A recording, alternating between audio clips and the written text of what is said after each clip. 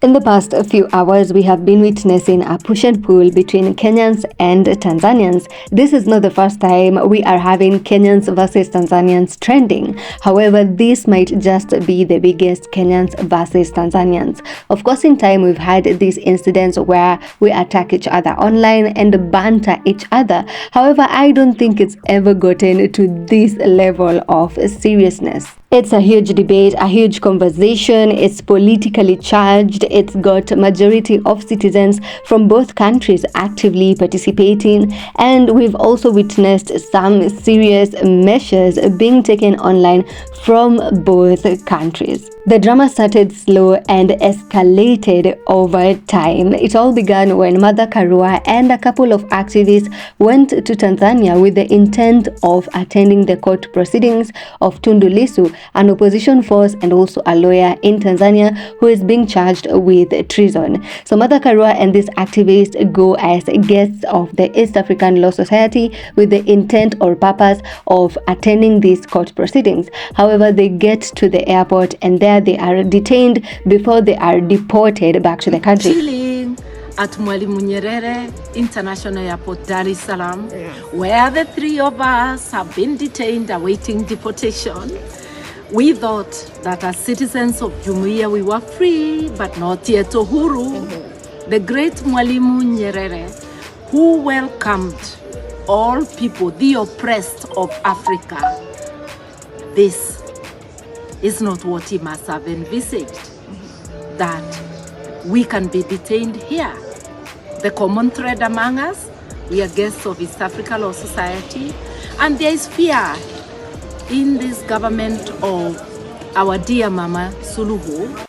Of course, we got to see President Samia Suluhu's reaction to all this, where she stated that she doesn't want her country ruined. Tumeanza kuona mtiririko au mwenendo wa wanaharakati ndani ya region yetu hii kuanza kuvamia na kuingilia mambo yetu huku.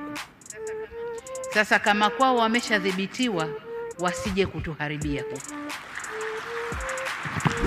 Kenyans rained heavily on Samia Suluhu in form of memes, video memes, post memes, in form of jokes, banter, sarcasm, put it all in there. And all this to make one message clear, that we are Kenyans and you cannot put us down, even if you are the president of a whole entire different country. And it got even better or worse depending on which country you are supporting. Anonymous Kenyan hackers dared to hack Tanzania's police force X account and also reportedly their Airtel X account, and then went on to post false information regarding Tanzania's president Samia Suluhu. This is the Airtel page that was hacked, and this is one of the posts which reads: kwa masikitiko makubwa tunathibitisha kifo cha rais wa Jamhuri ya Muungano wa Tanzania.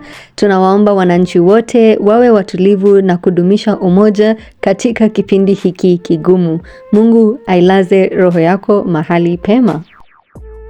The same information was also displayed on their police force X account and also on their party's YouTube channels, such as this one right here. All this was amid the push and pull. Remember, at this time, Kenyans are madly, heavily reacting to the words of Samia Suluhu, and so are Tanzanians. So as this energy continued to build up, right in the middle of it, this happens. And because of this build up, Tanzania also ends up with no X. Reportedly, they shut down X in Tanzania. Of course, both these outcomes are not outcomes that anyone had expected. When Martha Karua was making this video at Mwalimu Julius Nyerere Airport, I don't think anyone knew that this would escalate up until this point. However, both outcomes, the hackers doing their thing, Tanzania having to shut down X, have just boosted Kenyans' ego and of course made them proud of themselves. Proudly Kenyan, LOL, and she's reacted by blocking Twitter in Tanzania. That lady should apologize. She called us unknown walking animals, viumbe. Kenyans, we are unstoppable. What we want is what we get. Proud to be a Kenyan. What Kenyans cannot do does not exist. Kenyans, we are descendants of David. We fear no Goliath.